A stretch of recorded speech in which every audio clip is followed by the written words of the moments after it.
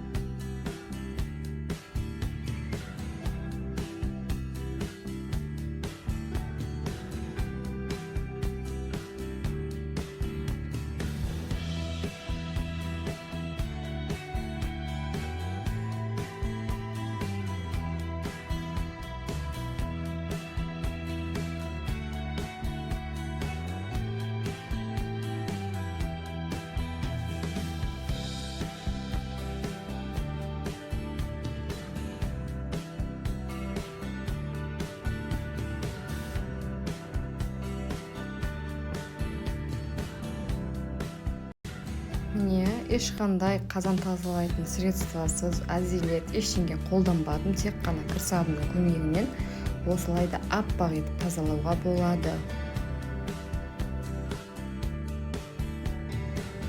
Видео ұнаса лайк басып, арнама тіркеліп, қоңырау шап белгісін баса кетіңіз. Қоңырау шап белгісін басу себебі менің арнама салынған жаңа видеоларды ең бірінші болып сіз көретін боласыз.